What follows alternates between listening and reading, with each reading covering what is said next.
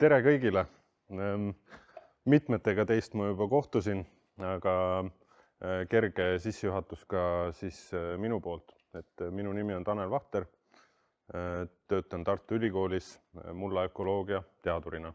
Ehk siis suurema osa oma tööst ja tegemistest olen sidunud mullaga ja see ökoloogia osa sealt siis väljendab siis mulla elusosa.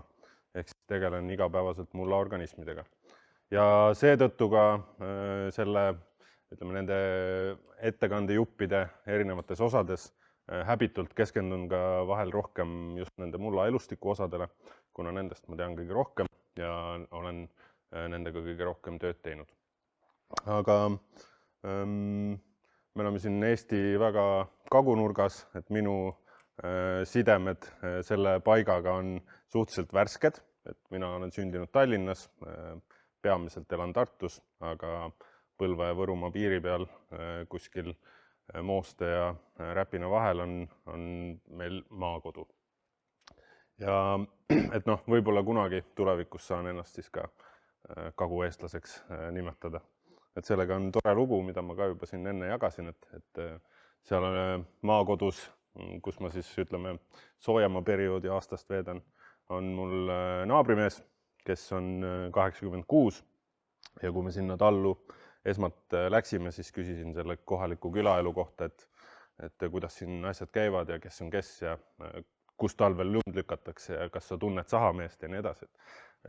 Siis naabrimees ütles, et eks ta üht-teist nagu teab, aga ega ta päris kohalik ei ole, et alles 30 aastat tagasi Võrust tuli.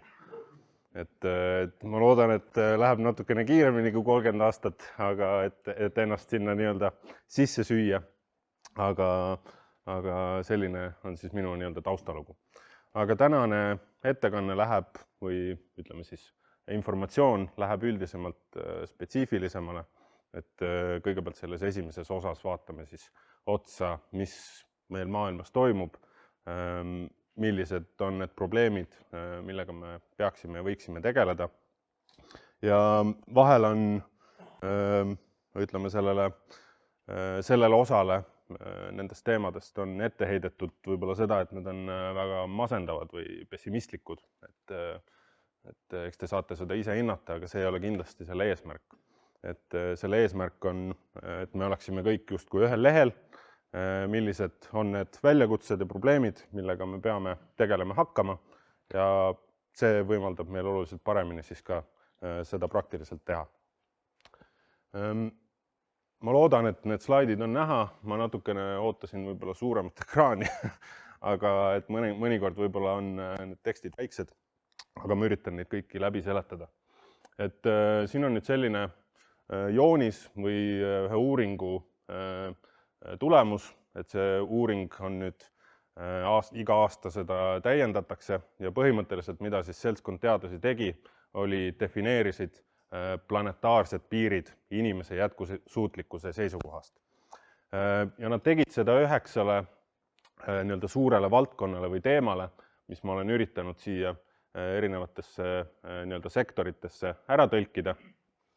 Ja mida need planetaarsed piirid tähendavad, on see, et kui me oma teguviisiga või elutegevusega siis hakkame seda keskel siin seda rohelist piiri või siis ohutut nii-öelda määra ületama, siis kasvavad hüppelised riskid selliste murdepunktide ületamiseks. Ja mida tähendab murdepunkt? Murdepunkt on selline koht, millest üle minnes me ei saa enam tulla tagasi, isegi kui me oma käitumist muudame. Näiteks kliimamuutuste seisukohalt võiks olla murdepunktiks põhjaalade igikeltsa kontrollimatu sulamine, sealt kasvuhoonegaaside täiendav emissioon ja me ei suuda seda protsessi enam pidurdada, isegi kui me oma emissioonid kõik nii-öelda emiteerimata jätaksime või hakkaksime suisa süsinikku siduma. Need on siis murdepunktid. Ja kliimast juba juttu tuli, et kliimamuutused on siin ja see on umbes siis see määr, kui palju me sellest ohutust piirist üle oleme. Keegi ei tea täpselt, kus see murdepunkt on, aga mida kaugemal me sellest oleme, seda kõrgem on see risk selle murdepunktini jõudmisel. Ja nagu näete, siis siin on neid sektoreid või inimese toimimise valdkondi päris palju. Siin on nüüd saasteained, mis on saasteained, mis ei ole siis toiteained, mida me keskkonda laseme, vaid tõesti saastavad ained, mis on uued looduskeskkonnas. Osoonikihi kahjustus, see on nüüd üks väheseid inimese tekitatud suuri globaalmuutusi, kus inimene tõepoolest on suutnud midagi ette võtta või tähendab probleem leiti, defineeriti, mis seda probleemi põhjustab, võeti vastu abinõud, antud juhul siis teatud gaaside kasutamise keelustamine ja tõesti olukord tänaseks on päris hea, et see lisab optimismi. Siis on atmosfäärsed aerosoolid, mis on siis põhimõtteliselt sellised peenosakesed, mis ühelt poolt varjutavad päikesevalgust, teiselt poolt jällegi käituvad kasvuhooneefekti suurendavate teguritena, aga selle mõju me veel ei oska täpselt hinnata. Ookeanide hapestumine, hakkame jõudma sinna piiri lähedale. Mis juhtub, kui ookeanid hapestuvad, on peamiselt see, et need organismid maailma meredes, kes oma keha ehitamiseks kasutavad karbonaate või siis ütleme süsinikuühendeid, nad ei saa seda teha ja üheks näiteks on näiteks korallid. Ja korallrahud on siis globaalselt väga suur nii süsiniku tähendab siduja kui ka elupaik paljudele liikidele. Toitainete vood, fosfori ja lämmastiku keskkonda paiskamine, siin räägime põllumajanduslikust hajareostusest, ka linnad, õhusaaste, ka Eestis lämmastiku pealekanne õhust on täiesti mõõdetav ja väärtab meie looduslikku elukeskkonda. Magevee kasutus, oleme praegu veel ohututes piirides, maakasutuse muutused, see, kui palju on elupaiku elusloodusele ja kui palju me sellest maast oleme ära kasutanud näiteks toidu tootmiseks või elupaigana, ehk siis linnastumine, oleme selle piiri ületanud. Biosfääri terviklikkus, siin on nüüd jagatud kaheks. See esimene pool on mõeldud elurikkust või liigirikkust, et kui palju meil siis neid liike on ja palju neist enam ei ole meiega. Ja see teine osa, mida me ei oska veel hästi hinnata, on looduse funktsionaalne mitmekesisus. Et mida funktsionaalne mitmekesisus tähendab, on siis liikide võimet teha erinevaid asju. Et kui meil on kooslus, kus on 3 liiki, rasvatihane, põhjatihane ja sinitihane, ja meil on teine kooslus, kus on jaanalind, albatross ja sinitihane, siis me võime eeldada, et see viimane kooslus on funktsionaalselt mitmekesisem ja teeb looduses rohkem erinevaid asju. Aga seda osa me ei oska hinnata. Ja mis selle ütleme, kujutuse eesmärk on täna, on ka näidata seda, et kui me vahel võime langeda sellisesse pettelkujutelma, et kui me nüüd Eestis kortermajad ära soojustame ja elektriautoga sõitma hakkame, siis lähebki kõik hästi. Et see ei ole kaugeltki kõik, millega me globaalmuutuste kontekstis peame rinda pistma.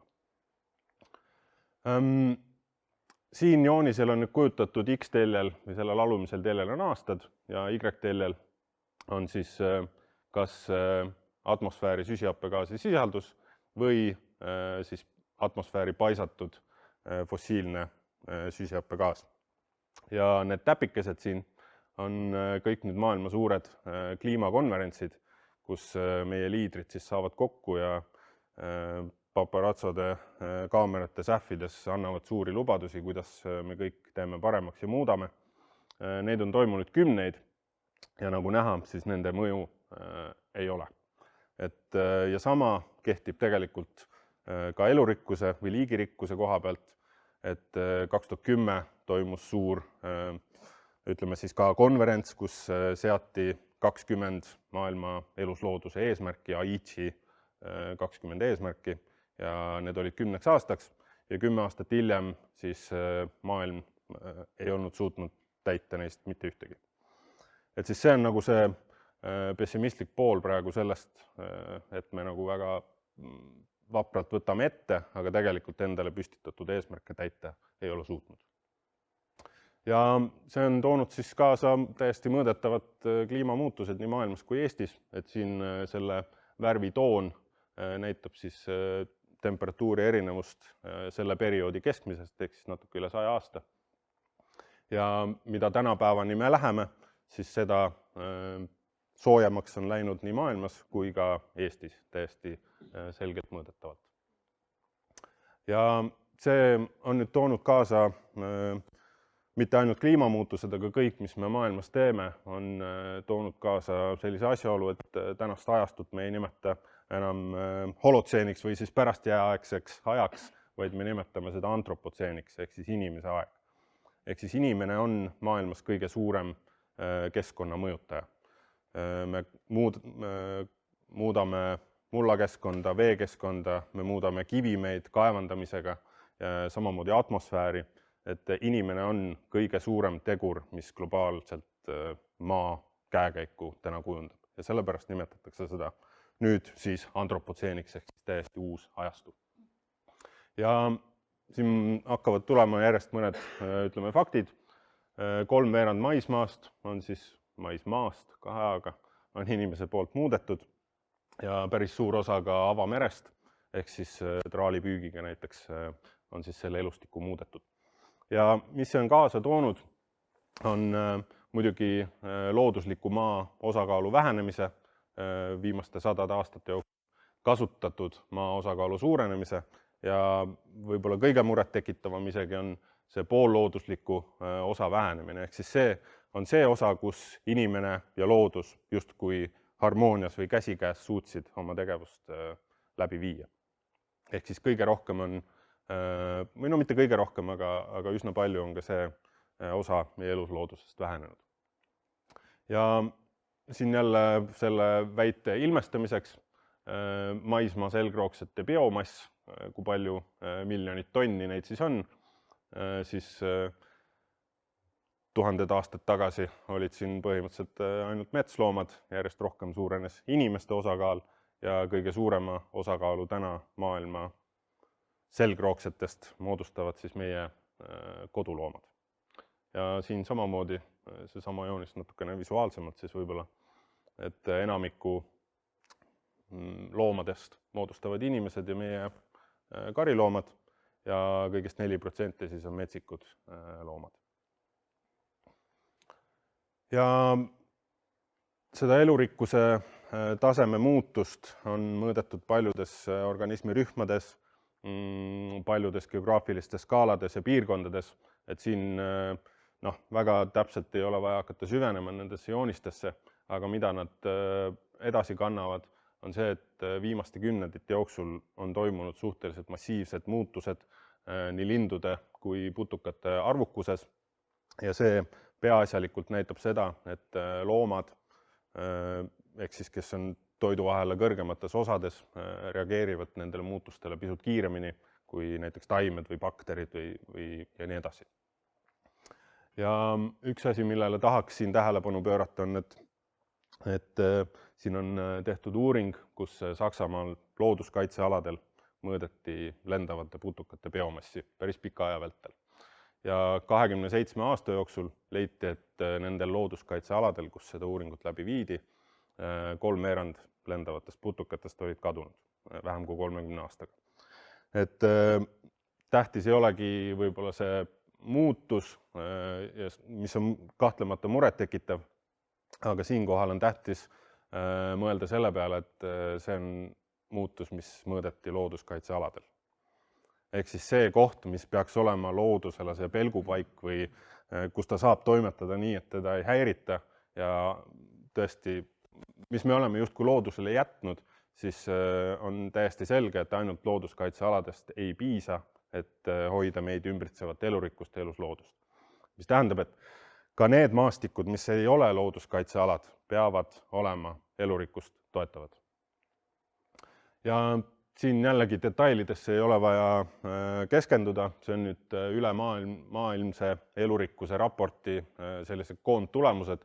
Siin on erinevad maismaa ökosüsteemid, siin on nüüd minevik ja siin on tulevik ja need nooled näitavad siis trende, kuhu poole nende piirkondade elustiku rühmad on liikumas.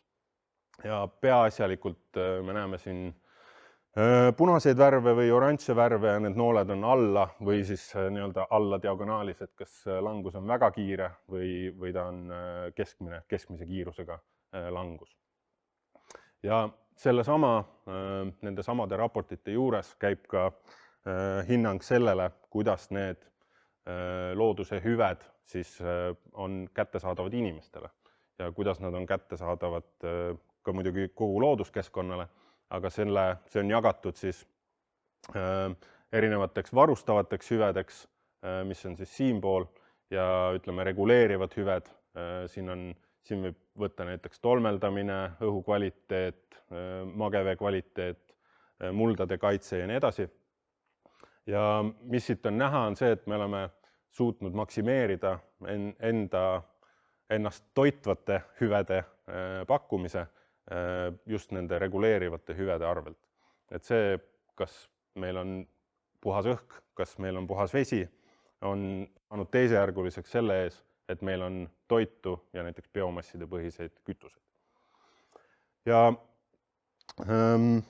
kui me vahel tahame mõelda või just arenenud riikides me mõtleme tihti selle peale, et me võtame midagi ette, me muudame ja teeme teistmoodi, siis tihti on juhtunud niimoodi, et see looduskahju liigub lihtsalt mujale maailmas. Ja siin on nüüd sellel vasakpoolsel joonisel on siis näha suuremate nooltega, et kus siis maailma looduskahju eksporditakse või imporditakse. Kui millegi tootmine näiteks viia Eestist välja, siis tihti ta läheb sinna, kus see on odavam, kus on madalamad keskkonnakaitselised nõuded ja see looduskahju võib tegelikult isegi olla suurem kui see, et me toodaksime seda kodus. Ehk siis kõik, mis me toodame kodus, selle üle meil on ülevaade või ütleme kontroll, kuidas me seda teeme. Kui me ostame selle anonüümselt kuskilt Hiinast, siis me ei tea tegelikult, milline selle keskkonnamõju on. Ja siiani maailmas kipub nii olema, et suurimad keskkonnakahju importijad on rikkad riigid ja eksportijad on siis vaesed riigid, kus siis on, ütleme, see vaade looduskeskkonna kasutamisele kergelt lõdvem. Ja see maakasutus, millest juba juttu on tulnud, et see on peamine elurikkuse mõjutaja, elurikkuse kao põhjustaja globaalselt. Ja siin on nüüd kaardipildil siis nende punasemate toonidega näha liikide arvu muutus viimase 500 aasta jooksul umbes täpselt. Ja need kõige punasemad alad on esiteks seal, kus on maailmas kõige rohkem liike, kõige rohkem elurikkust ja teisalt on nad seal, kus on maailmas kõige rohkem rahvastikku. Ja peamiselt on siis need suured muutused seotud põllumajanduse intensiivistumisega ja rahvaarvu kasvuga. Ja toidutootmine samas jällegi on muutunud järjest efektiivsemaks. Siin te neid numbreid ilmselt ei näe, aga vasakul on siis ühe ühiku toidu tootmiseks kuluv pindala globaalselt. Ja 50 aastaga on see pindala selle toiduühiku tootmiseks siis täiesti märgatavalt või isegi ütleks drastiliselt langenud. Et ligi 70% vähem läheb vaja maad, et toita üks ühik toitu. Ja samamoodi siis põllumaa hulk ühe inimese kohta erinevates maailmajagudes on jätkuvalt languses. Samas põllumaa pindala globaalselt on sellest hoolimata kogu aeg suurenenud. Et nüüd ta on enam-vähem seal kuskil platoo juures, eks see sõltub natukene jällegi arengumaade poliitikatest, kuhu poole nad liiguvad, aga põllumaa pindala globaalselt seni, olgugi et me oleme olnud efektiivsemad, on kogu aeg suurenenud. Ja samal ajal, kui inimeste sissetulekud tõusevad, globaalselt majandus kasvab, elujärg paraneb, siis inimesed tahavad järjest rohkem ja rohkem kaloreid, mis selle jaoks võib leida erinevaid põhjendusi, et kas see on niisugune kapitalistliku maailma dekadents, et tahetakse järjest toitvamat toitu, aga nii see üldiselt on. Et see kaloraaž, mis siin on, mida inimesed justkui nendes kõige rikkamates riikides soovivad 7–8 tuhat päevas, et muidugi nad ei söö seda ära, vaid suur osa sellest visatakse minema. Aga võib-olla muret tekitav või ta ei ole murettekitav, ta on nagu ta on, aga mida rikkamad on inimesed, siin X-teelel on siis see per capita sissetulek, mida rikkamad on inimesed, seda rohkem nad tahavad ka süüa valku ja tõenäoliselt liha. Ja liha tootmise keskkonnamõju on midagi muud kui taimse toidu tootmise keskkonnamõju. Ja jällegi väiksed numbrid või mitte väiksed, need on väga suured või osakaalud, et 62% Euroopa Liidus toodetud viljast, mis me siis suure pindalalise põllumajandusena toodame, selle me söödame loomadele sisse. Ja 12% siis biokütusteks ja tööstusesse ja 23% läheb siis inimtarbimiseks. 4 hektar toidab inimest ja 3 hektarit enne seda siis söödame loomadele või viskame minema. Jah, et sellest inimtoidust veel 5% viskame minema. Et üsna sellised mõtlema panevad numbrid. Et siis jah, suurem osa sellest, mida me toodame, me söödame loomadele ja autodele. Ja siiski, samal ajal, see on nüüd üks globaalne uuring, üsna pika aja vältel, 200 maailma riiki, mis on siis leidnud, et alates 70-ndatest kuni tänapäevani inimesed on läinud järjest kogukamaks. Et kehamassi-indeks järjest tõuseb ja seda täpset aastat muidugi ei saa öelda, aga viimase 10 aasta jooksul on inimkond esimest korda ajaloos jõudnud sinna punkti, kus meil on rohkem ülekaalulisi inimesi kui alatoidetud inimesi. Et selles mõttes me oleme justkui olnud väga edukad. Ja sellega ma võtakski selle esimese sissejuhatuse lõigukese kokku, et me oleme olnud toidu tootmisel tõesti ääretult edukad. Nii-öelda roheline revolutsioon, mineraalväetiste kasutuselevõtt, taimekaitsevahendite kasutuselevõtt, see on toidu tootmise efektiivsust määratult suurendanud. Aga kuigi selle protsessi käigus me tahtsime nii arvata, et kui me suudame toota ühelt pinnaühikult rohkem toitu, siis me peame kasutama vähem põllumaad, siis seda see ei ole kaasa toonud. Globaalsed kokkulepped, eesmärgid seni ei ole realiseerunud ja oleme siis maksimeerinud neid materiaalseid hüvesid ja saame vähem vastu neid teisi hüvesid, mis looduskeskkond meile pakub. Nii, minu poolt praegu kõik. Selle ettekande järgmine lõik esmalt keskendub natukene võib-olla terminoloogiale või harimisele, et me saaksime jällegi ühtemoodi asjadest aru ja siis läheme vaikselt sinna põllumajanduse poole edasi täpsemalt ja toidu poole. Aga üks asi on vaja enne ära õiendada, et mis asi on üldse liigirikkus, mis asi on mitmekesisus ja miks hea on. Ja siin me võime mõelda liikide, mis on looduses liigirikkusest, me võime mõelda sellest ka kui näiteks inimestest, kellel on erinevad omadused ja miks siis nii-öelda erinevate omaduste paljusus või erinevate vaatenurkade paljusus, kuidas see hea on. Ma olen seda nüüd päris mitu korda teinud ja seda nii-öelda joonist näidanud ja ma olen seda alati teinud läbi selle nii-öelda ehitaja vaatevinkli, aga eelmine kord, kui ma seda tegin, siis esimest korda mulle pandi nagu nina peale, et need on kõik mehed. Et tegelikult võiks liigirikkuse ja mitmekesisuse kujutamisel kasutada rohkem ka naisi, aga ma ei jõudnud seda muuta, nii et siin on kõik mehed. Aga te teate, et nad ei pea olema kõik mehed. Et ühesõnaga, mis see liigirikkus siis on? Et kujutame ette, et me ehitame maja ja meil on siin üks kooslus ehitajaid, kes kõik on üldehitajad, kellel on mingid oskused ühest asjast, mingid oskused teisest asjast, aga võib-olla mitte millestki nii väga nad ei spetsialiseeru. Ja siis meil on teine kooslus, kus on mõned nii-öelda üldehitajad, aga siis on mõned ehitajad, kellel on väga spetsiifilised oskused. Kes teeb elektritöid, kes teeb torutöid, kes värvib väga hästi seinu. Ja kui siin on meil üks liik ja siin on meil siis 1, 2, 3, 4 liiki, siis liigirikkus on paremal pool suurem. Et liigirikkus tagab funktsioonide paljususe ja kui inimesed teevad midagi või liigid teevad midagi, milles nad on väga head, siis nad on sellest ka kiiremad ja efektiivsemad. Nüüd liigirikkuse ja mitmekesisuse üks aspekt on ohtrus või biomass antud juhul, et kui palju meil siis neid liikide esindajaid on.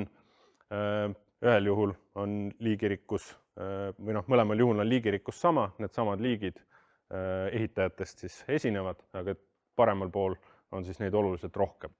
Ehk siis töö on kiirem, sest neid on rohkem, lisandub konkurents, milline elektrik oma korruse kõige kiiremini ära teeb, saab võib-olla selle eest ka rohkem tasu, ja vastupanuvõime häiringutele.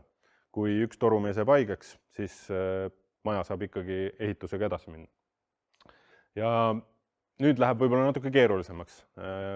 Liigirikkuse üks aspekte või üks selline vihmavari on mitmekesisus. Et mida see mitmekesisus tähendab?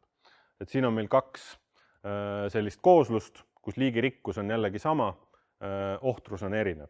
Et sama palju liike on mõlemas koosluses, aga siin on nende esindajaid rohkem. Ja see tähendab kõrgemat mitmekesisust ökoloogiliselt. Nüüd meil on teine olukord, kus jällegi liigirikkus on sama ja ohtrus on sama, aga nende koosluste siis jaotumus on erinev. Ühes koosluses on, näete, neid rohelisi mehikesi on 2, teises on 3, samamoodi teiste esindajatega. Et see tasakaal on ka üks mitmekesisuse aspekte. Mis see siis tähendab? Et liigirikkus pluss nende liikide esindajate paljusus pluss siis nende omavaheline tasakaal on see, mis tingib mitmekesisuse. Ehk siis töö saab kiirem, kvaliteetsem, esineb konkurents ja kui keegi haigestub ei jää töö tegemata ja see asi on justkui kõige paremas tasakaalus toimimiseks. Ja kus need liigid siis saavad olla ja kus nad meil Eestis elavad, et läheme järjest rohkem Eesti teemalisele ka. Ja siin sektsioonis päris palju keskendun maastikele, ehk siis kus need liigid meil elada võiksid.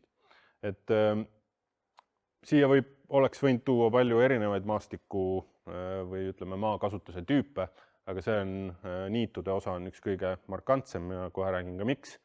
Et siin kaardipildil on siis toodud aruniitude.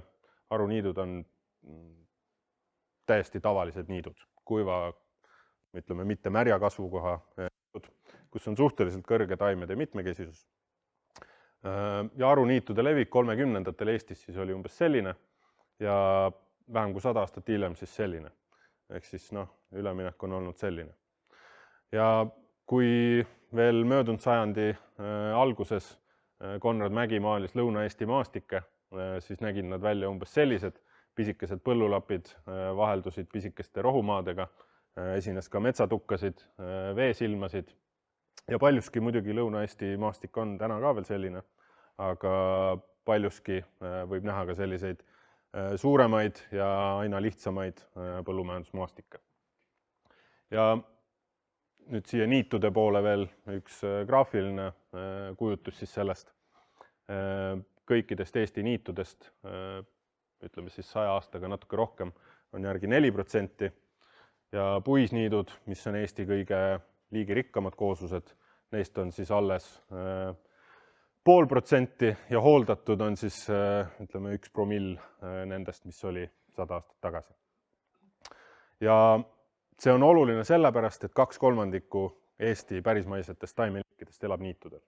Ehk siis te võite arvata, et kui me räägime ainult taimedest, siis väga suure osa Eesti elurikkuse elupaikadest me oleme suutnud kuidagi kas hävitada või konverteerida mingiks teiseks maakasutuseks.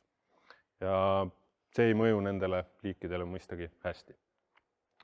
Ja kui me üldiselt oleme ka harjunud mõtlema, et kus see liigirikkus siis maailmas asub, et muidugi vihmametsad on liigirikkad ja siin mõned kohad võib-olla veel, aga kui me liigirikkuse paneme siis logaritmilisele pindalaskaalale, et siin X-teelel kõlab väga matemaatiliselt, aga põhimõtteliselt mida see tähendab, et siin me vaatame sellist maa-ala ja siin üleval pool me vaatame sellist hektari suurust näiteks maa-ala, siis jah, seal üleval otsas on troopiline vihmamets, aga seal alumises otsas liigirikkus ja maailmarekordites on parasvöötmeniidud, ehk siis see, kus meie Eestis oleme.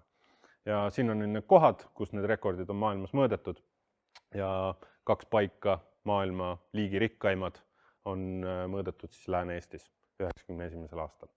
Ehk siis seal oli 10 korda 10 sentimeetrit ja 25 korda 25 sentimeetrit sellised ruudud on siis Eesti maailma liigirikkuse tipus.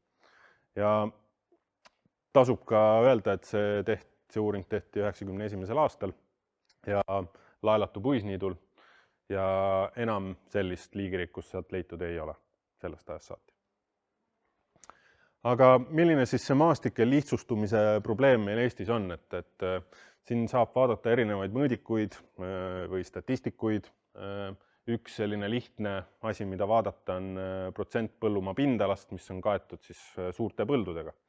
Ja kui Eesti keskmine on siin, et natuke üle poole Eesti põllumaast on üsna suurte põldudega, siis Võrumaad saame siin vaadata, et keskmiselt on see põllupindala väiksem, mis justkui on siin ikkagi positiivne ja siin joonistuvad välja ka, kui me oskame vaadata, siis millised piirkonnad on Eestis põllumajanduseks kõige sobivamad. Järvamaa, Jõgevamaa, Lääne-Virumaa, Tartumaa.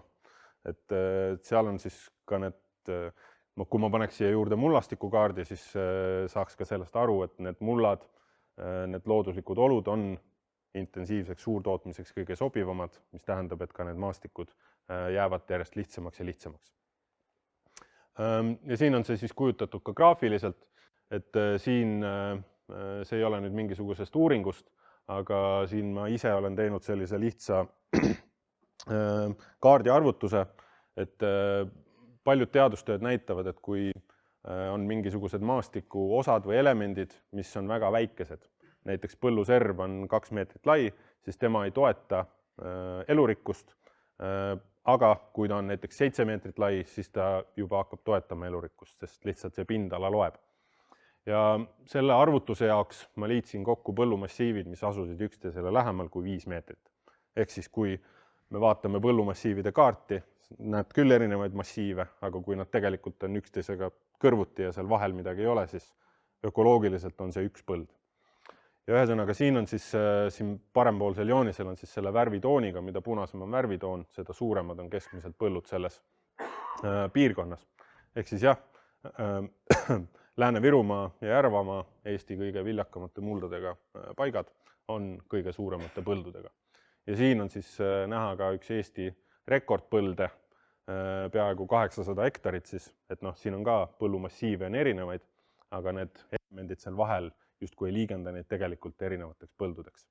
Ja kui ma oleksin natukene liberaalsem selle, ütleme, meetriga, paneksin sinna hinnangule mõned meetrid juurde, et kui lähedal need põllumassiivid üksteisele võivad olla, siis selle ala suurus, mis põhimõtteliselt on üks põld, on ruutkilomeetrit ees juba. Ja mitte ükski liik, ei mullaelustikust ega tolmeldaja ei tule siit küljealalt, ei tule siia keskele nüüd tolmeldama midagi. Et need on ääretult suured maastikud ja selles mõttes just need Eesti probleemsed piirkonnad ei ole kuidagi erinevad sellest, mis on Lääne-Euroopas, Hollandis ja nii edasi, et maastikuliselt nad toimivad täpselt samamoodi. Aga kuna meil kõik alad õnneks või kahjuks ei ole nii viljakad ja põllumajanduseks sobivad, siis näiteks Lääne-Eesti ja üldiselt ka Lõuna-Eesti on maastikuliselt keskmiselt paremas olukorras. Seega, peamine oht ökoloogide hinnangul Eestis elurikkusele tuleneb maakasutuse muutustest.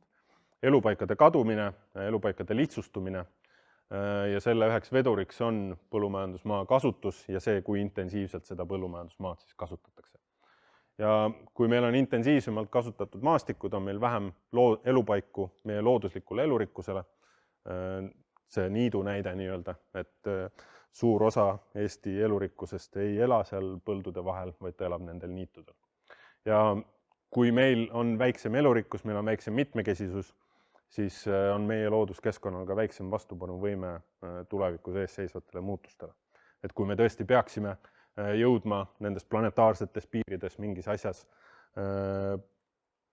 rasketesse oludesse, meil on näiteks praegu juba kliimamuutused täiesti leiavad aset, kevaded jäävad aina kuivemaks, suved muutuvad natuke märjemaks ja meie looduslik elurikkus on sellele vähem, suudab sellele vähem vastu panna, mida väiksem on tema mitmekesisus. Nii, aitäh. No nii, kõhud on täis, seedimine töötab, ajust verevarustus natukene langeb ära, läheb raskemaks, ettekande teema samuti läheb spetsiifilisemaks, pisut ilmselt ka keerulisemaks. Hakkame vaatama nüüd täpsemalt mulla sisse ja hakkame jõudma lähemale ka sinna mahetemaatika spetsiifilisemale käsitlusele, et siin sektsioonis, siis, mis nüüd tuleb, näitan juba peaasjalikult Eesti andmeid, uuringute tulemusi. Kahtlemata nad on vahel graafiliselt keerulised, aga katsuge siis kuidagi oma vaimusilmas mul käest kinni võtta ja ma üritan teid sealt läbi jalutada või juhatada. Aga sissejuhatuseks siis sellesse mulla teemasse, et täiesti vaieldamatult, ma arvan, et kõik on nõus, on muld põllumajandustootmise kõige tähtsam vara. Et siin võiks muidugi öelda, et inimene on see kõige tähtsam vara, mis on ka õige, et ilma selleta, kes seda teeb, ei ole ka põllumajandustootmist, aga ütleme siis sellistest keskkonnaressurssidest on muld väga oluline. Ja pinnasest saab muld tänu elusorganismidele. Et muld on täiesti omaette definitsiooniga asi, et siin möödunud aastal oli päris suur arutelu ametkondades, et kuidas siis mulda defineerida, kas pinnas ja muld on sama asi ja pidime siis ikkagi võitlema üsna tugevasti selle eest, et muld on ikkagi muld ja pinnas on pinnas. Et muld on siis elusorganismide poolt tekitatud siis loodusvara, kus me saame oma taimi kasvatada ja põllumajandust viljeleda. Ja kõik, mis toimub põllul, mõjutab ümbritsevat keskkonda ja kõik, mis on ümbritsevas keskkonnas, mõjutab samuti põldu. Ehk siis põllumajandus või põllumajandusmaastikud ei seisa kuidagi eraldi loodusmaastikest. Need liigid peavad sealt samamoodi läbi liikuma. Põllumajandusmaastikul olulised liigid, näiteks taime kahjustajate looduslikud vaenlased tulevad väljast poolt. Seega ta ei ole kuidagi eraldiseisev. Mullakaitse või muldade käekäigu eest Eestis väga palju praegu hoolt ei kanta, et Eestis ei ole oma mullakaitseseadust, pea kogu vastutus lasub siis mulla kasutajal. Et muidugi meil on mingid reeglid, mis piiravad meil väga suurte lolluste tegemist, aga peamiselt tulenevad nad teistest seadustest, näiteks veeseadusest või ka looduskaitseseadustest. Aga mullast otseselt need seadused ei räägi. Küll aga suunatakse siis mulla kaitsvat kasutamist erinevate toetustega. Üks, millest on siis ka mahepõllumajanduslik toetus. Ja mulla elurikkust mõjutavaid tegureid me tegelikult enamasti tänapäeval juba teame. Mida me tihti ei tea või mida me Eestis näiteks veel 5 aastat tagasi ei teadnud, on siis, et milline see seisund siis tegelikult on. Et me teame neid mõjutavaid tegureid, me oskame neid tegureid ka enda ümbert leida, aga milline see seisund on, seda me ei ole teadnud. Viimase 5 aasta jooksul ma ütleks, et see nägemus on Eestis muutunud. Me juba omame arusaama ka sellest, milline see mulla elustiku või mulla elurikkuse seisund Eestis on. Ja ma ütleks siia ära, et ta ei ole kardinaalselt teistsugune kui meie lähiriikides. Ta on parem kui Lääne- ja Kesk-Euroopas. Seal võib olla palju põhjuseid. Üks on tõenäoliselt meie erinev, ütleme, stardipositsioon.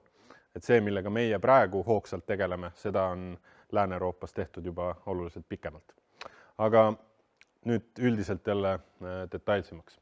Et kes seal mullas elavad, et seda nüüd nii väga meelde ei ole vaja jätta, aga lihtsalt sissejuhatuseks, et mulla elustikku saab jagada väga palju eri gruppideks. Kõige lihtsam on teda jagada suurteks ja väikesteks. Makrofauna suured loomad või suur elustik, mida me kõik teame, vihmaussid, sipelgad, mardikad, ka mutid, mullamutid kuuluvad mulla suure elustiku hulka, siis mesofauna keskmise suurusega, mis on juba tegelikult väga pisikesed, läheb natuke keerulisemaks, hookännalised lestasid, ma arvan, mullalestasid on tegelikult, sametlesti on inimesed näinud, aga seal siis juba läheb sealt edasi läheb juba veel, ütleme, abstraktsemaks, et need on mikroelustiku osad, keda me tegelikult oma silmaga ei ole praktiliselt kunagi näinud. Ja sinna väga väikeste ja ka päris väikeste vahele mahuvad siis veel keskmiselt väikesed, mis on nematoodid ja seened. Et seened mingitel juhtudel on mikroskoopilised, mingitel juhtudel on silmaga nähtavad. Ja mullaelustiku liigirikkus on meile oluline sellepärast, et see tagab mulla funktsioonid.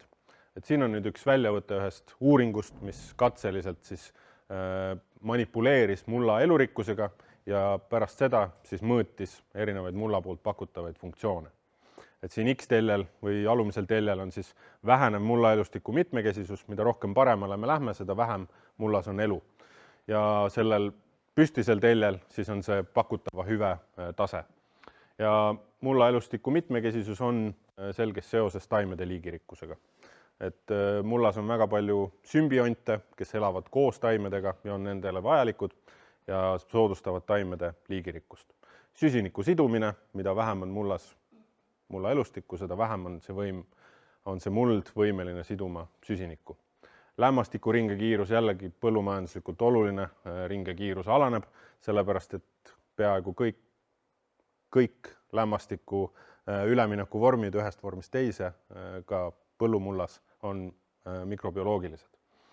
Fosfori leostumine, kui palju näiteks põllumees oma fosforist, mis ta mulda paneb, ilma jääb, sõltub sellest, kui palju tal seal mullas on neid organisme, kes seda seovad. Bioproduktsioon, mis on siis, ütleme, tootlikkus, siin on nüüd huvitav dünaamika, kus kõigepealt mullaelustiku vähenedes see langeb, siis aga tõuseb. Ja mis siin toimub, on see, et mullas elavad ka patogeenid. Need, kes põhjustavad taimede haigusi või siis söövad neid taimi ja kui mullaelustik piisavalt vaesub, siis tegelikult tekib niisugune hüpe, kus need taimed näiteks vabanevad oma patogeenidest. Aga üldiselt jah, mullaelustiku mitmekesisus siis mõjub mulla funktsioonidele halvasti. Ja kuna sellest organismist või organismirühmast tuleb natuke rohkem juttu, siis kerge sissejuhatus ka, see on minu lemmikorganismirühm, on mükorisat moodustavad seened. Ja kuigi need tunduvad sellised suhteliselt obskuursed või vähetähtsad organismid meie ümber mullas, siis globaalselt ja lokaalselt on nad ääretult olulised ja kui midagi siit nende organismide paljususest kaasa võtta, siis mulle meeldiks, kui see oleks mükorisat moodustavad seened. Ja miks? Peaaegu igal pool, kus me näeme rohelist taime, siis nende taimede juurtes elavad need mükorisat moodustavad seened. 80% kõigist maismaa taimedest on mükoriissed ja samuti enamik siis Eestis kasvatatavaid põllukultuure on mükoriissed. Selgitan täpsemalt. See seen ei saa elada ilma taimeta. Taim saab elada ilma seeneta, aga vastupidi ei saa.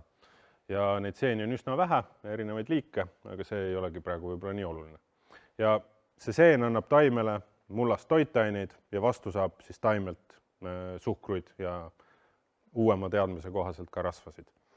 Ehk siis niisugune vastastikku kasulik koostöö. Ja on sadu miljoneid aastaid vana. Et arvatakse, et need seened aitasid taimed veekeskkonnast üldse maa peale. Sest iidsete taimede juured, ütleme, ei olnud tehtud selleks, et mullast saada kätte toitained ja neil oli vaja neid seeni. Sellised näevad nad välja. Siin on nüüd üks värvitud taimejuur. Juur läheb siis siit niimoodi ja kõik need tumesinised osad on siis mükorisa seen selle taime juure sees. Ehk siis põhimõtteliselt kogu see taimejuur on samavõrra paksult täis neid seenehüüfe, mis siis aitavad neid toitaineid mullast kätte saada. Ja mullas näevad need hüüfid või seeneniidid välja siis sellised nagu niidid ikka, siuksed pikad. Ja sealt siis transporditakse neid toitaineid. ja need seened on mikroskoopilised, kunagi viljakehi ei moodusta, aga näiteks ühtes puhtas veetilgas võib siis nende eoseid siiski palja silmaga ka näha. Ja noh, veel üks läbilõige ühest taime juurest, elektronmikroskoobi pilt, kus siis kõik need hallid osad on siis tegelikult seened.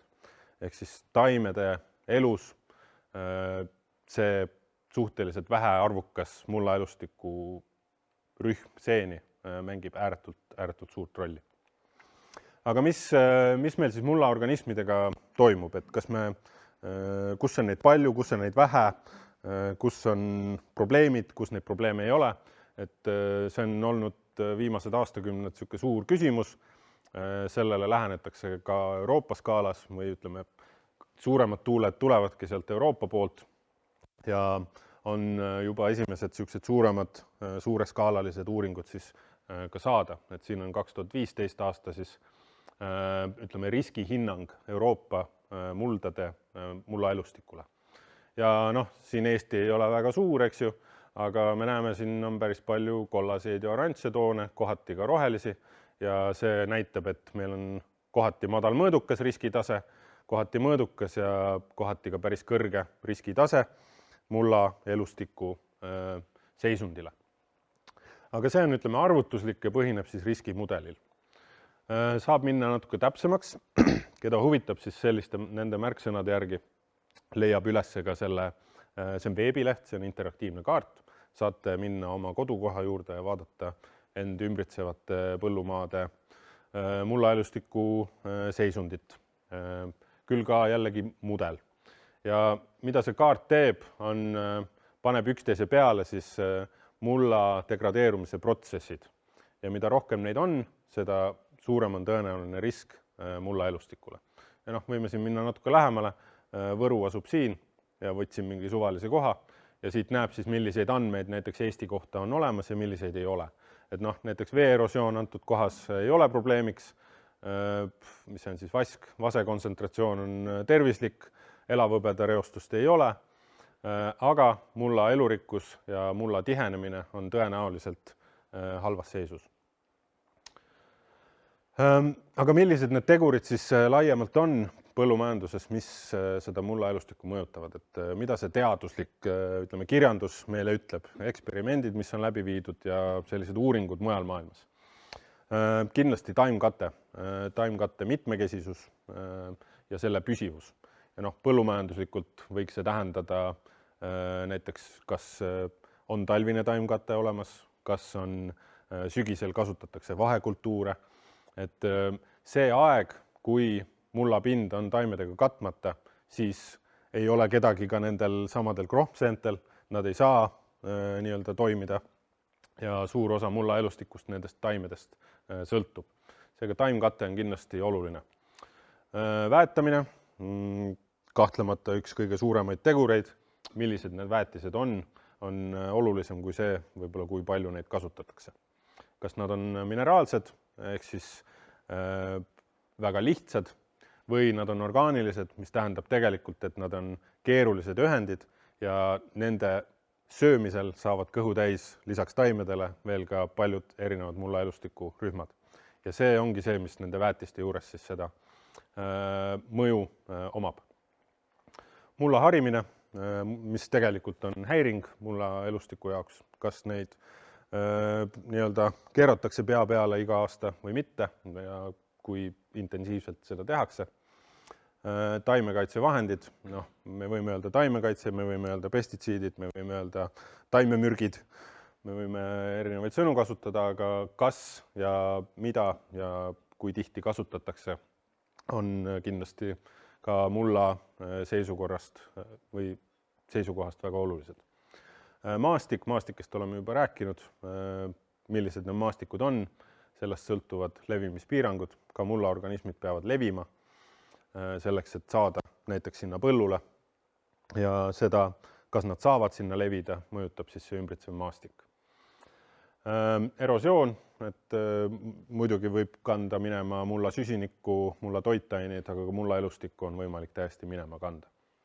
Et need tegurid on siis, jah, ja tihenemine. Tihenemine ka Eestis laialdaselt. oleneb, aga võib olla probleemiks. Ja selleks, et nüüd minna nendest välismaisetest teadusuuringutest siia kodumaale, oleme siis Tartu Ülikoolis teinud ühe päris või tegelikult juba mitu sellist suurt üle-eestilist mullaelustiku uuringut. Sest umbes selles samas toonis selliseid ettekandeid olen ma teinud ka põllumeestele, enne kui meil oli selline pilt ette näidata ja alati on olnud see vastus see, et meil on kuidagi mingisugune roheluse roosamanna siin Eestis, et meil on ju kõik teistmoodi kui mujal maailmas, et meil on elukeskkond on mitmekesine, me elame loodusega kooskõlas. Need uuringud, mis on tehtud Lääne-Euroopas, ei ole siin üldse asjakohased. Näidake meile Eesti andmeid, siis me usume. Nüüd meil on Eesti andmed. Ja uurisime siis, kuidas põllumajandus ja põllumajanduspraktikad erinevad on siis Eestis mullaelustikku mõjutanud.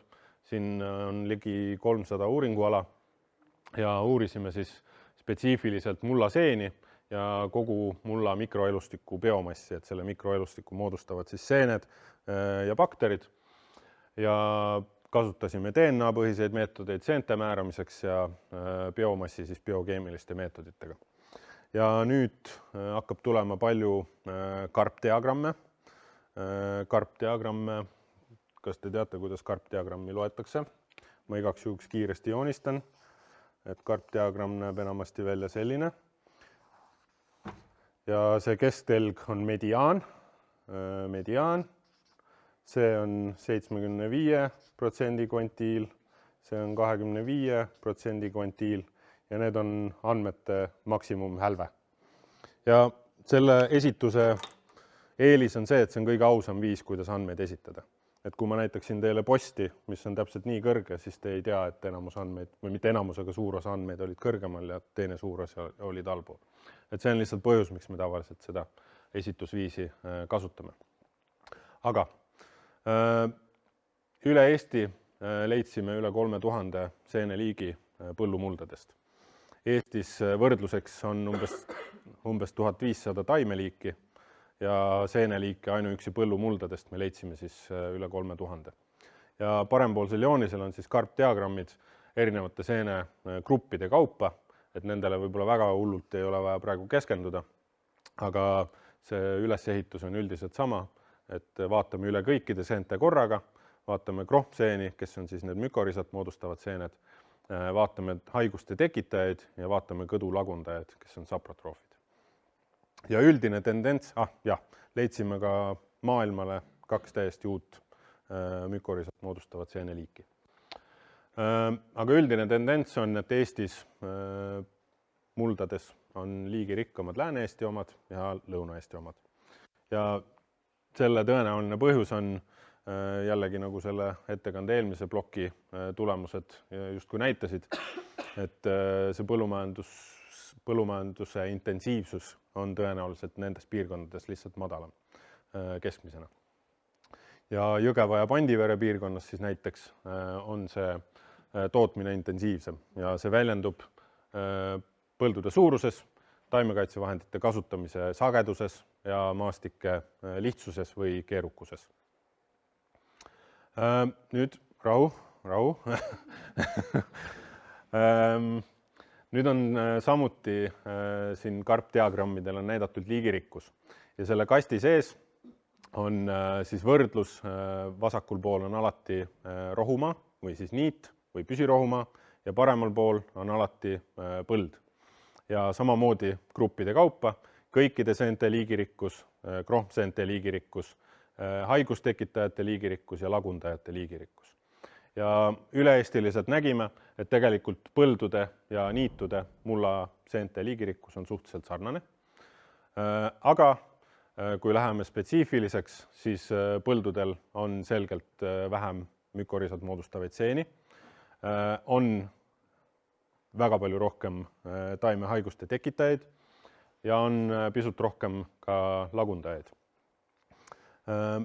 Aga see alumine joonis on nüüd jällegi täpselt seesama, ainult et võrreldakse maheviljelust tavaviljelusega. Ja siin joonistuvad vahed nagu pisut selgemini välja, et maheviljeluses üldiselt seeneliike, no te näete, siin on see mediaan on ütleme 2500 ja tavaviljeluses on ta 1800. Et päris suur vahe mulla seente liigirikkuses nende viljelussüsteemide vahel.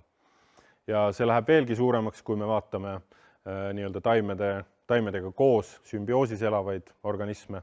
Need on nüüd krohmseened, kus maheviljeluses neid on üle 2 korra rohkem keskmisena. Ja tuleb tunnistada, et ka patogeene on maheviljeluses mullas rohkem. Aga selleni ma jõuan ühe teise slaidi juures. Ja kui me vaatame nüüd seda biomassi või kui palju seda ohtruse elementi selles mitmekesisuses, siis siin on ka see jällegi üleval rohumaa ja põllu omavaheline võrdlus, siis siit kõikidest ma võin teha kokkuvõtte, et niitudel, rohumaadel on mulla mikroelustikku oluliselt rohkem, kui on põldudel. Samas, kui me läheme edasi, siis mahe- ja tavaviljeluse võrdluses seda vahet enamasti ei ole.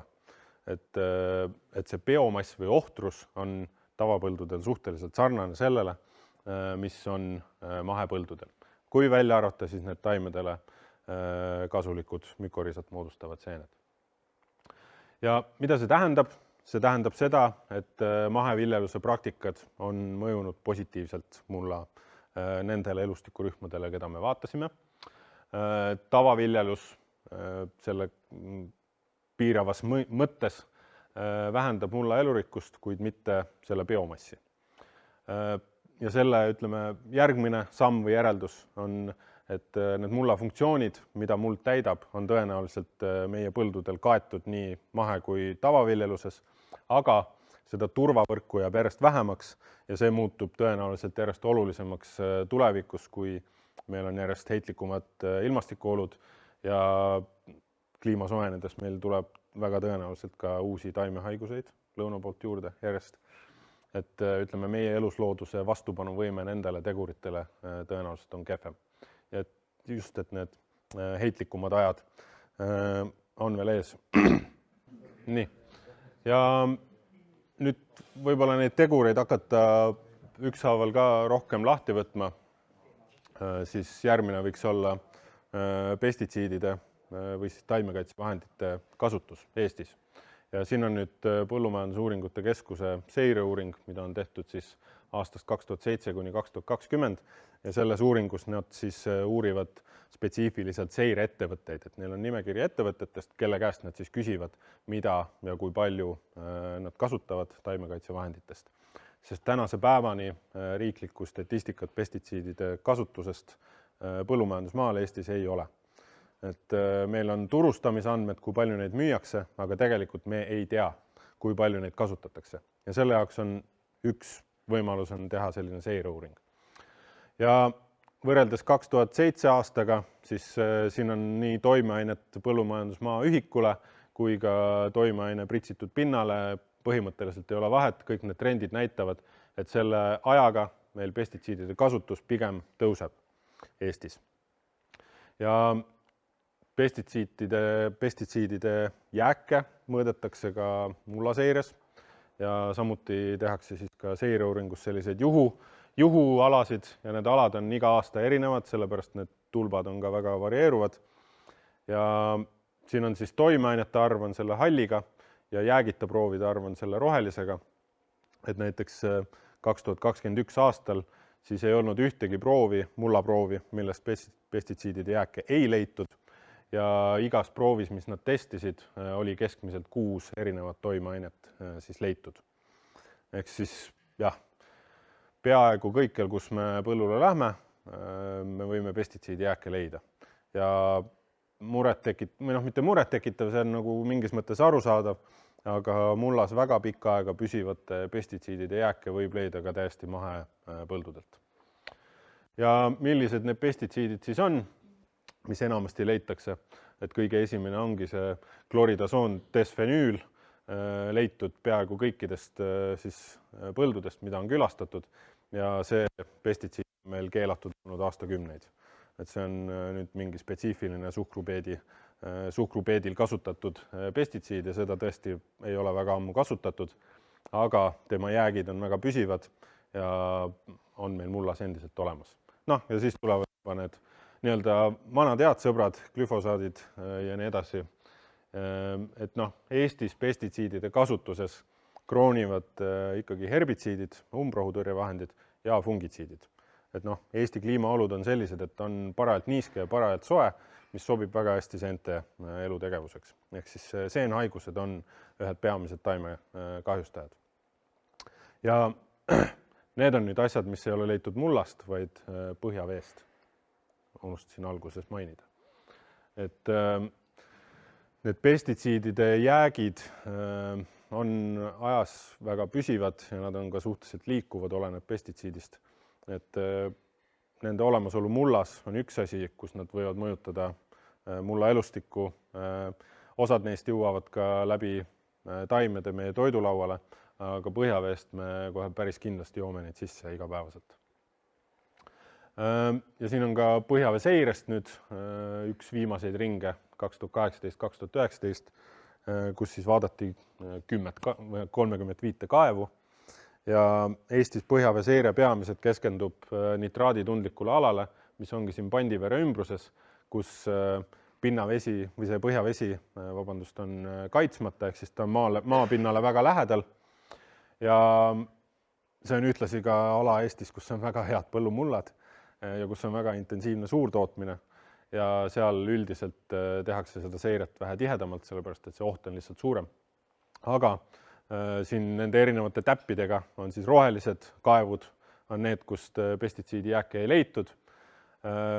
Tähendab, valged on need, kus ei leitud, rohelised on need, kus nad olid alla 1 mikrogrammi liitris ja punased on siis need, kus olid üle 0,1 mikrogrammi liitris.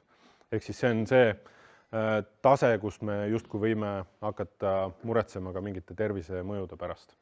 Ja Võrumaal üldiselt selles seireringis oli asjad hästi, samas Põlvamaal juba sellised punased leiud. Aga siin on oluline see, et ka seire läbiviijad ise väga selgelt ütlevad, et 35 kaevu üle Eesti on täiesti ebapiisav, et tegelikult seda mõju hinnata, aga annab mingit aimu lihtsalt, mis võib toimumas olla. Ja taimekaitsevahendite kasutamine, selle sagedus oli ka meie siis mulla elustiku uuringus, et siin jällegi väga detailselt ei ole vaja keskenduda, aga me küsisime põllumehe käest, mitu korda ta aastas taimekaitsevahendeid ühel kultuuril kasutab keskmiselt. Ja enamasti oli see 0-5, ehk siis kõige intensiivsemad kasutajad 5 korda aastas pritsisid oma seda ühte kultuuri põllu peal.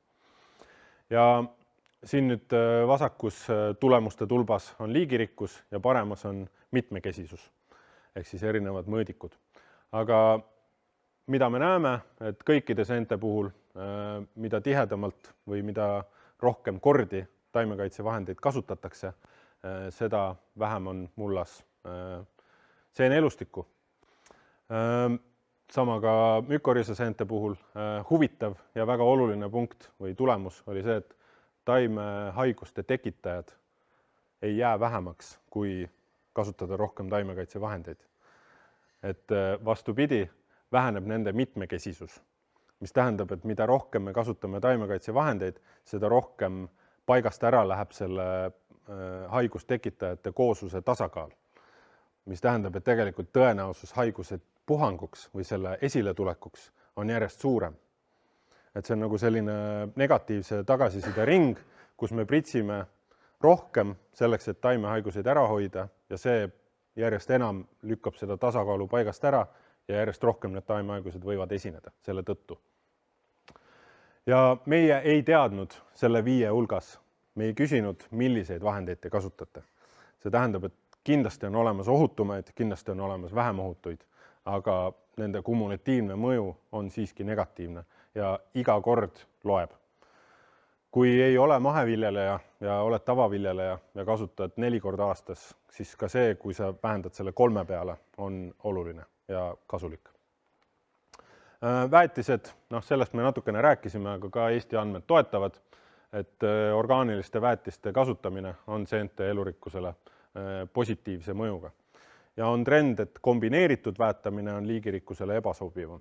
Et seal võib olla mitu põhjust. Üks asi on see, et me vahetame kogu aeg seda toidulauda, et piltlikult öeldes täna sööd liha, homme sööd kartulit, et kõikidele elustikurühmadele see lihtsalt ei sobi.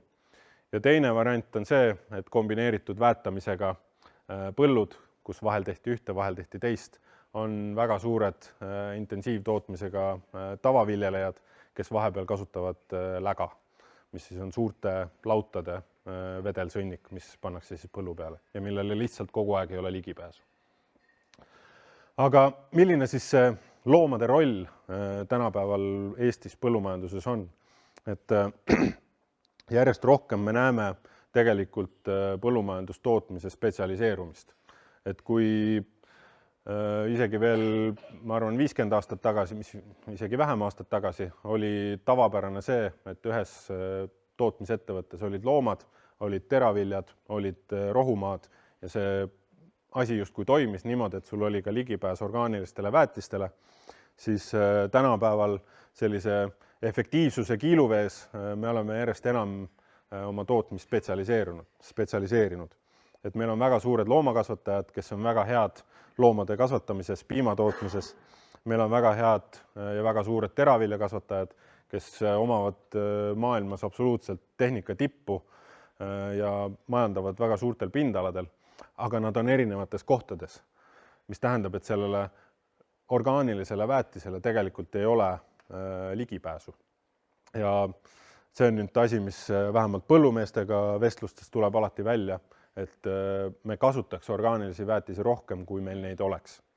Et see on tõenäoliselt ka teema, mis piirab näiteks maheviljeluse laialdasemat levikut, et seda orgaanilist väetist lihtsalt ei ole võtta, kui sul ei ole omal loomi.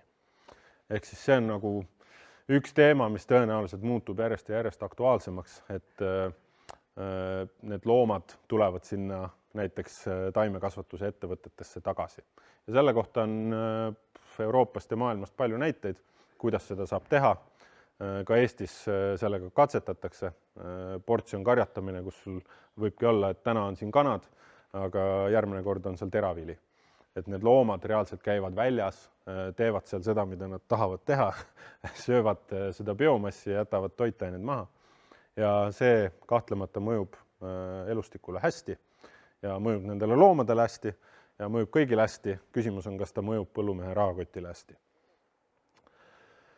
Jah, et kas efektiivsus on see, et me spetsialiseerume järjest rohkem sellele, mida me teeme. Et mujal maailmas, Ameerika Ühendriikides on tavaline ka see, et sa spetsialiseerud mitte ainult teraviljakasvatusele, aga ka ühele teraviljale. Et järjest rohkem spetsialiseerutakse ja see toob kulusid alla. Ja vaatasime ka mullaharimist. Põhimõtteliselt siin joonisel, mida ma tahtsin näidata, on see, et vahesid ei ole. Et siin on erinevad mullaharimise viisid.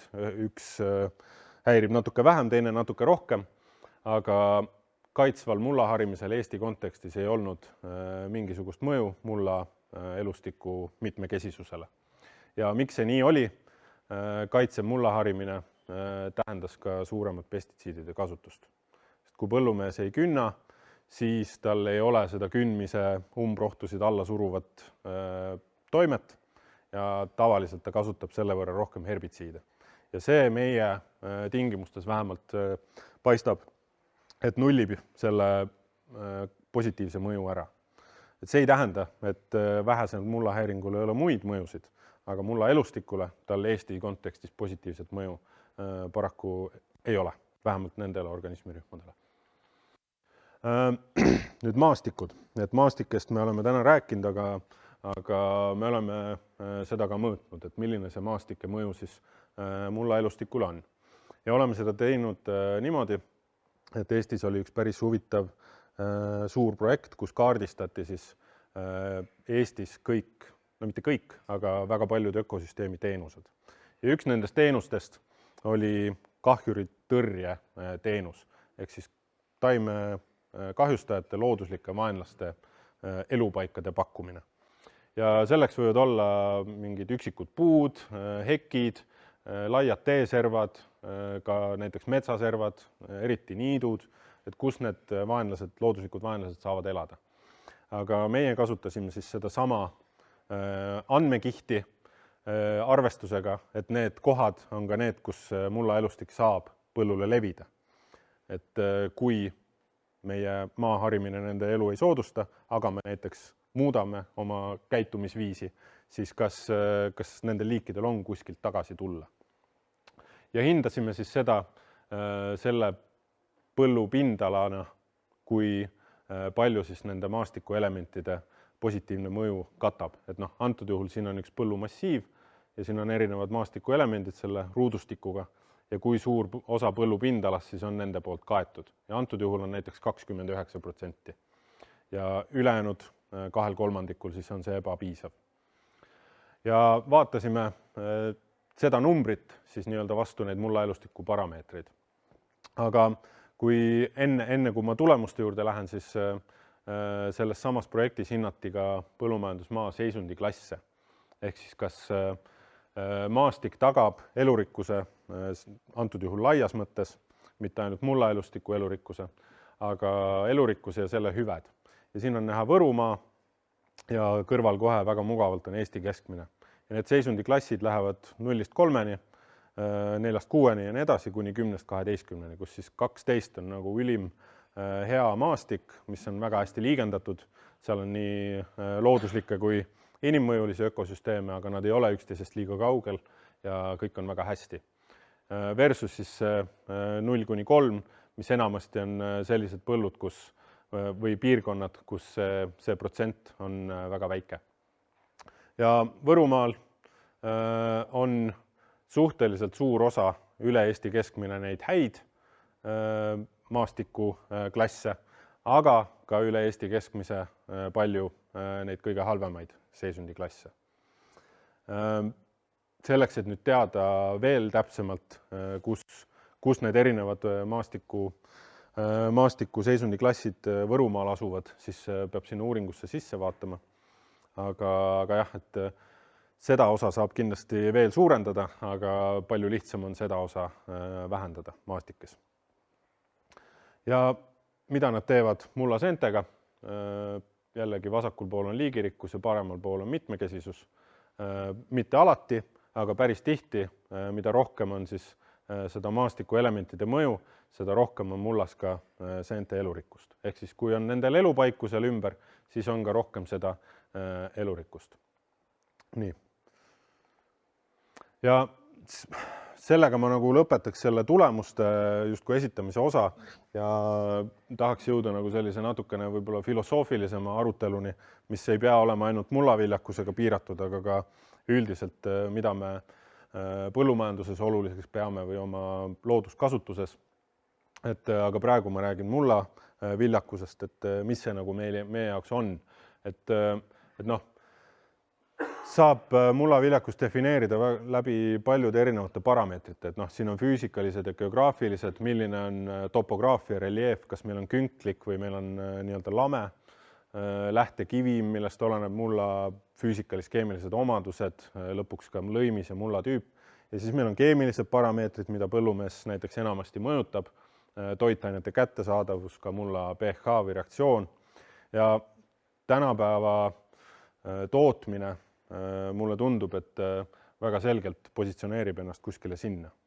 Ehk siis me oskame väga hästi arvestada mulla keemiliste parameetritega, üsna hästi oskame arvestada ka nende füüsikaliste ja geograafiliste parameetritega, et oma tootmist paremini planeerida. Aga on väga tõenäoline, et pikaajaline mullaviljakus, süsinikuvaru säilimine ja jätkusuutlik majandamine on seal kuskil keskel, kus me arvestame ka neid bioloogilisi parameetreid. Milline on meie mullaelustik, kas meie toiduahelad on täielikud, kas aineringed on täielikud, kas see, mis me sealt põllult ära võtame, jõuab sinna tagasi, kas see, mis me sinna paneme, soodustab seda, et me sealt saaksime jälle midagi võtta või pigem pikaajaliselt vähendab seda viljakust. Et jah, minu arust see on üks põhilisi asju, et kuidas me jõuame sellest väga, kuidas ma ütlen, Excelis majandatavast maailmapildist, et kui palju paned lämmastikku sisse ja kui palju võtad teravilja välja sellise täielikuma maailmapildini. Ja kuidas me sinna jõuame? See on nüüd peaaegu minu viimane slaid või ongi minu viimane slaid, aga kokkuvõtvalt siis sellised universaalsed võtted Eesti kontekstis, mis tõestatult parandavad mulla elurikkust ja üldse põllumajandusmaastike elurikkust ja vähendavad nende jalajälge ja suurendavad nende jätkusuutlikkust. Talvine taimkate, siin ma neid tulemusi ei näidanud, sest kõik ei jõua, aga ja külvikord mitmekesine, et milline on see kultuuride järgnevus, et me iga aasta ei kasvata sama kultuuri. Üldiselt Eesti põllumehed peavad sellest hästi kinni. Orgaaniliste väetiste kasutamine, sealhulgas haljasväetised, et need on siis nii-öelda rohtse biomassi kasvatamine väetiseks. Taimekaitse teadlik ja säästlik kasutamine. Säästlik aina rohkem muutub aktuaalseks, sest need vahendite hinnad lihtsalt on väga palju kasvanud.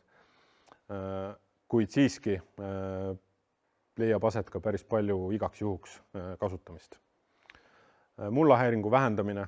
Tärnan sellepärast, et mullahäiringu vähendamine katseliselt on näidatud, et mõjub hästi, juhul kui sa suudad samal ajal mitte kasutada rohkem näiteks herbitsiide. Ja maastikud ehk siis põlluservad, kui on see üksik puu koos kivide hunnikuga seal põllu keskel, mis jubedalt segab selle kombaini sõitmist, siis tuleb ikka üritada selle kombainiga sealt mööda sõita. Et see on positiivne. Ja niitude olemasolu meie maastikes ja mida rohkem neid võtteid samaaegselt rakendada, seda suurem on kasu. Et nagu esimesel slaidil näitasin neid negatiivseid globaalmuutuste tegureid, mis kõik mõjuvad korraga, siis samamoodi töötavad ka positiivsed tegurid, et nad ka mõjuvad korraga ja mida rohkem me neid rakendame, seda suurem on neist kasu. Ja siin tuleb midagi. Ja esimene käik võiks siis alati olla see, mida me teeme, mitte see, mida me lisame. Et põllumajandustootjate hulgas on nagu ilmselt igal pool eluvaldkondades see lihtne fiks on nagu väga atraktiivne, et kui inimene on kehva toitumisega, siis ta üldiselt tahab süüa vitamiine selle asemel, et parandada oma toitumist. Ja nii edasi, et järjest rohkem me näeme ka igasuguseid imepreparaate, mis peaksid elurikkust suurendama mullas. Et oleme mõõtnud ja testinud ja ei suurenda, et ei tööta. Aga jah. Ja nüüd see, ütleme, link selle mahetootmisega tagasi, et mida mahetootmine teeb. Et siin on värvitud roheliseks need asjad, mida mahetootmine reguleerib. Et mitte väga palju, et kui nüüd niimoodi nimekirja pikkuse järgi vaadata, aga need on kahtlemata põllumajandustootmise ühed olulisemad asjad. Seega trendid mulla elurikkuses on meil sarnased kui igal pool mujal maailmas, et kuigi see lähtepunkt on olnud erinev, et meie oma elurikkuses oleme veel endiselt palju kõrgemal kui need arenenud riigid, kes on saanud seda, ütleme, loodust kahjustavat majandamist teha pikemalt. Ja intensiivsemaks suurtootmiseks vähem sobivad piirkonnad Eestis on elurikkamad, nende hulka kuulub ka Võrumaa. Mulla elurikkuse seisukohast maheviljelus kindlasti töötab, et ta hõlmab endas neid väga olulisi komponente, milleks on siis väetised ja taimekaitsevahendid. Ja tihti selleks, et teha asju paremini, on tegemist lõivsuhetega, et see on nüüd see, ma viitan sinna mullaharimise poole, et kuigi me ühe käega just kui tahame teha head, siis aru saamata kogu sellest süsteemist võime me teiselt poolt teha jällegi midagi kahjulikku. Ja ilmselt on see sarnane väga paljude erinevate tegevustega põllumajandustootmises. Et tuleb ära tunda neid lõivsuhteid. Ja elurikas majandamine on keerulisem, ta on nüansirohkem ja ta nõuab pingutust. Ja ta nõuab oma maade tundmist, mis läheb järjest raskemaks, kui sul on suured põllumajandusettevõtted, kus töötab, ma ei tea, 3 agronoomi. See, kes seda ettevõtet juhib, on hoopis kuskil kaugel. Need maad on renditud tihti, et see suhe selle maaga ja millised need on ja kuidas see, mida ma teen, nüüd mõjutab seda, jääb järjest hõredamaks. Ja ka see suutlikkus või tahtmine nagu katsetada, mängida ja proovida neid erinevaid lahendusi on järjest väiksem.